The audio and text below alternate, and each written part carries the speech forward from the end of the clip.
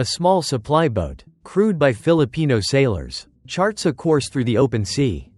Its destination is a tiny outpost, a marooned and rusting warship called the Sierra Madre. This ship is a symbol, a declaration of sovereignty grounded on a remote reef. But blocking the way are multiple, massive ships from the China Coast Guard. They are white and imposing. Suddenly, a powerful jet of water erupts from one of the Chinese vessels. It smashes into the small Filipino boat, a forceful and dangerous maneuver in the vast emptiness of the South China Sea. This scene is not a rare occurrence. It has become the defining image of a relationship in crisis. To understand how things got here, you might think this is a story of ancient rivalry, of two nations destined to be adversaries. But that is not the truth. In fact, for a time, the Philippines was one of the most pro-China countries in all of Southeast Asia. The government in Manila once saw the government in Beijing not as a threat, but as its greatest economic partner. So what happened? How did a relationship once filled with promise turn so hostile?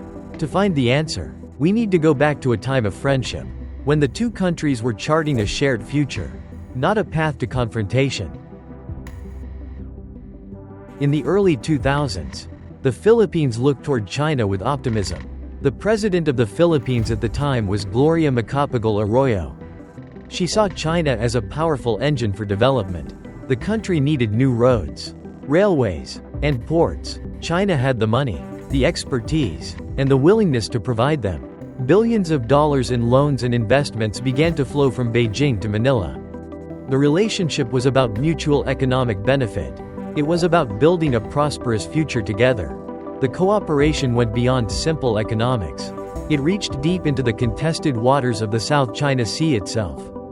In 2005, the national oil companies of China, Vietnam, and the Philippines signed a historic agreement. It was called the Joint Marine Seismic Undertaking.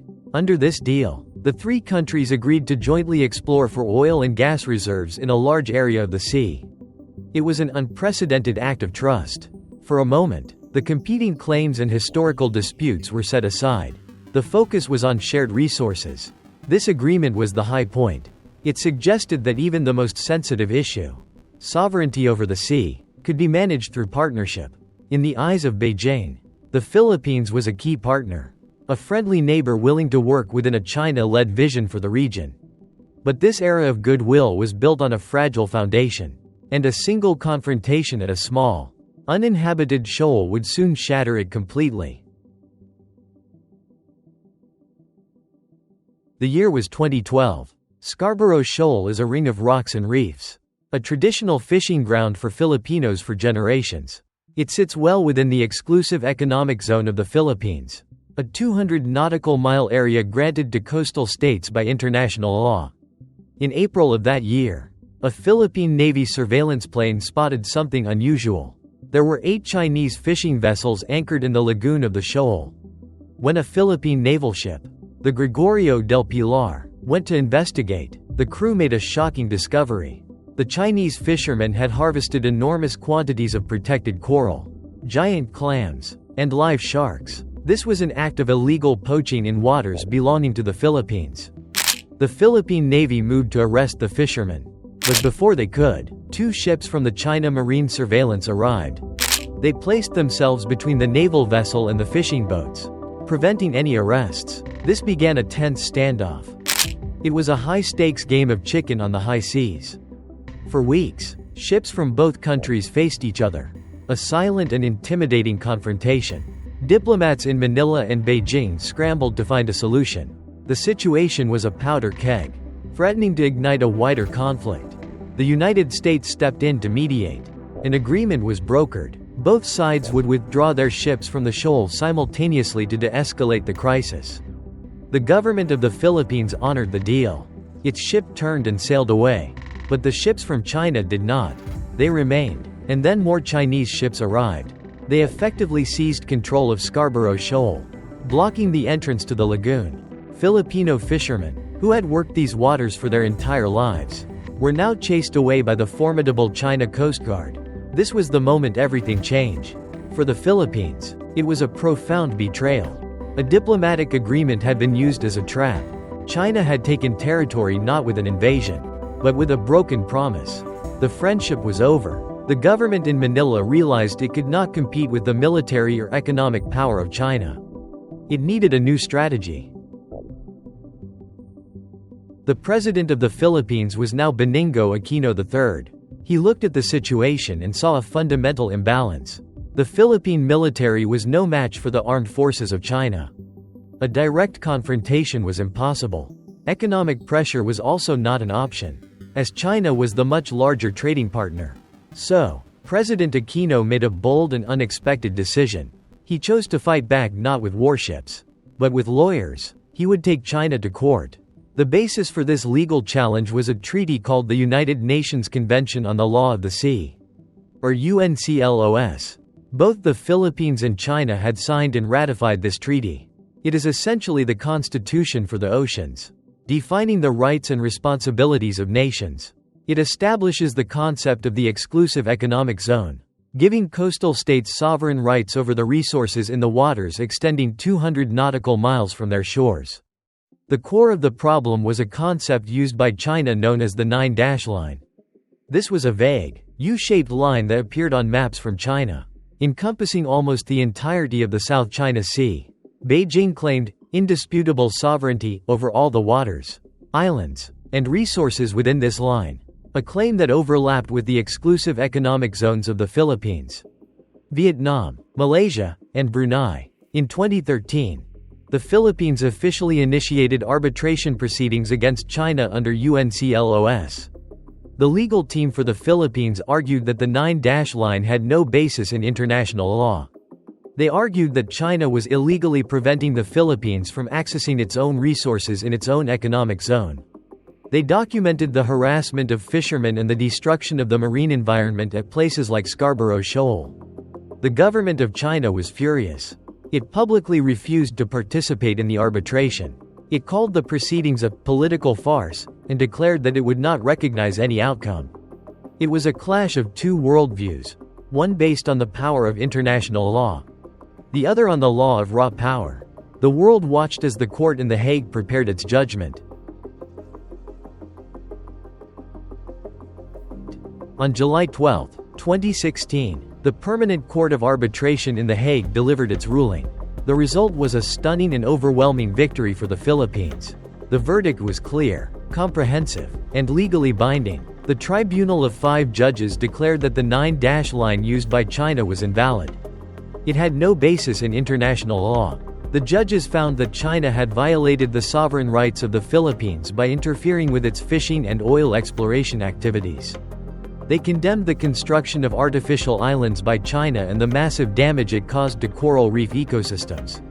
The ruling effectively dismantled the entire legal justification for the expansive claims of Beijing in the South China Sea. For the Philippines, it was a moment of immense triumph.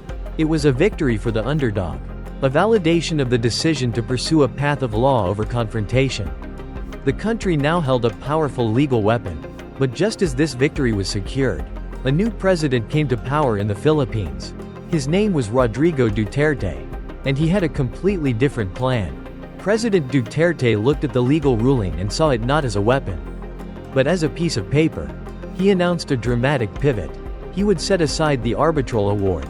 In his view, enforcing it would risk war with China, a war the Philippines could not win. Instead, he would pursue a new, golden age of relations with Beijing. He traveled to China and famously declared a separation from the United States, a longtime treaty ally of the Philippines. In exchange for shelving the legal victory, President Duterte expected a flood of Chinese investment. Beijing promised over $24 billion in loans and grants for infrastructure projects. This was intended to fund the ambitious Build program in the Philippines. For a few years, the tough talk from Manila against China went silent. But the promised investments never fully arrived. Only a tiny fraction of the pledged $24 billion materialized into actual projects. And while the government in Manila stayed quiet, the situation for Filipino fishermen in the South China Sea grew even worse. The harassment continued. The China Coast Guard and maritime militias became a constant, menacing presence. The policy of appeasement had failed. a new frontline. By 2022, the Philippines had another new leader, President Ferdinand Marcos Jr. He inherited a difficult situation. The policy of setting aside the ruling had brought few economic benefits and had emboldened China in the waters of the South China Sea. It was clear that a new approach was needed. President Marcos Jr. initiated another dramatic shift, a pivot back toward the traditional partners of the Philippines, especially the United States. But this was not simply a return to the old ways. The new government adopted a clever and modern strategy. It is called assertive transparency. The logic is simple. If the Philippines cannot match the ships of China in size or number, it can win the battle for global opinion. The Philippine Coast Guard began a new mission. It started embedding journalists and camera crews on its patrol vessels. Every time there was an incident, a water cannon attack, a dangerous maneuver, a Chinese ship pointing a military-grade laser, it was filmed. The footage was released to the public almost immediately. The world could now see, in high definition, exactly what was happening. China could no longer control the narrative. The actions of its Coast Guard were being exposed for everyone to see. Alongside this media strategy, the Philippines strengthened its security alliances. It gave the United States military access to 4 new bases inside the Philippines under the Enhanced Defense Cooperation Agreement. These locations are strategically vital, giving the United States a position to respond to conflicts not only in the South China Sea but also in other regional hotspots. The Philippines also began building a network of like-minded partners. It forged stronger defense ties with Japan and Australia. It conducted joint naval patrols with the United States and other allies. The message was clear: the Philippines was no longer standing alone. The story of how China lost the Philippines is a story of overreach. It began with a partnership built on economic promise. But that partnership was shattered by a single act of betrayal at Scarborough Shoal. That act pushed the Philippines to seek justice through international law. And when China rejected that legal process and ignored the ruling, it revealed its preference for might over right, even when a Filipino president offered friendship and set aside the legal victory. The promises of investment proved to be largely hollow, while the pressure at sea only increased. Each action taken by Beijing, the blocking of fishermen, the disregard for law, the broken promises, pushed the Philippines further away. It forced a nation that once saw China as a partner to see it as an undeniable threat. Today, the Philippines has become a crucial frontline state in a much larger geopolitical contest. By choosing assertive transparency and rebuilding its alliances, the government in Manila is fighting back with the tools it has. It is a struggle for sovereignty, for resources, and for the rule of law itself. The once friendly neighbor has become a determined opponent, a direct consequence of a decade of decisions made in Beijing that ultimately turned a potential ally into a resolute adversary.